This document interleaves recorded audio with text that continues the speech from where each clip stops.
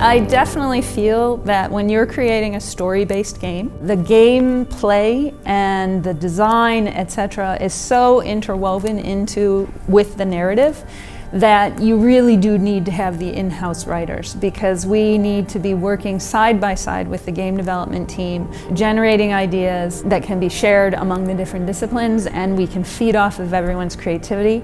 It's more than just putting the words on a page.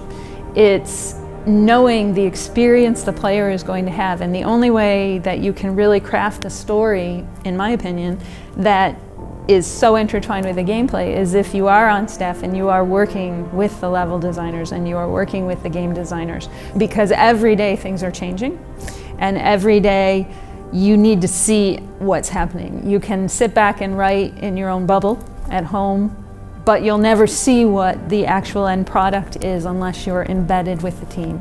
At the end of Human Revolution, Adam was a security specialist for one of the biotech corporations that was making the mechanical augmentations. And in discovering the whole conspiracy, etc., he ended up being at the center of the event that was triggered by the conspirators. And it set off this chaotic event across the world where many of the augmented people, mechanically augmented people, ended up having this psychotic break, and it initiated the fight or flight instinct within them. And many of them being superpowered beings, when they fight, it led to a lot of grisly deaths. And with all the devastating horror that had been unleashed that day, suddenly the world has this strong backlash. And for Adam himself, when he finally made it back to Detroit, the world was changing. There was a huge backlash against the biotech industries. Seraph Industries itself was no longer a viable company. And Adam had tried to stop this. He had tried to save the world, but in the aftermath of that event, everything was getting worse. So he felt very much motivated to make a difference again. But at the same time, he was very determined to find the people who were really responsible, the Illuminati who are hiding in the shadows. And to do that, because these people are so powerful, they are in the upper 1% of the world's elite, you need to be aligned with a powerful organization. So getting into Interpol was giving him the means by which he can start trying to find the real people behind it. The game's at least partially set in Prague. Did you guys look at other cities? We did look at a lot of different cities. I think one of the things that we had wanted to do with Human Revolution, the game had been centered mostly in North America and in Asia. Prague was a place that we kind of settled on for, I think, a variety of reasons. It's in the middle of people transferring from the east to the west, trying to get jobs, etc. So it became kind of this hub for transient workers in our backstory, many of whom were augmented, and it kind of just ballooned from there into a city that we thought would be really cool.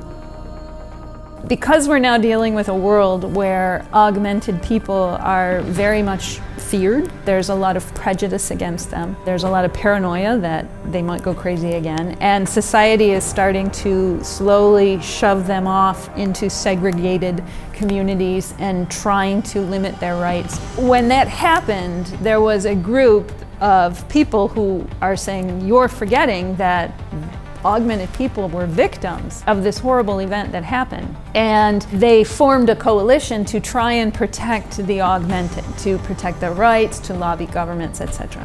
So the Augmented Rights Coalition, or ARC, is being cast as terrorists. Jensen has to follow the leads and has to go after this group to find out if they really are responsible for terrorist acts that have occurred. When you get to the other side of the story, you can see that these people might be the only ones who are protecting augmented people from the abuses that are happening. So it's always playing that double-edged side of where is the truth. The story that for Adam as a character, what was motivating him was that this event that had happened that forced him to become augmented, he had no choice in that. And his quest was to regain control over his choices. And for him, through that game, he had to understand everything that was going on. And in the end of that story, he ended up having to make a choice, not just for himself, but for everyone. But in Mankind Divided, Jensen's story is different because he made a choice. In the 2 years since, he feels very much like he failed in a way. I tried to save the world and look what has happened to it. And now he needs redemption.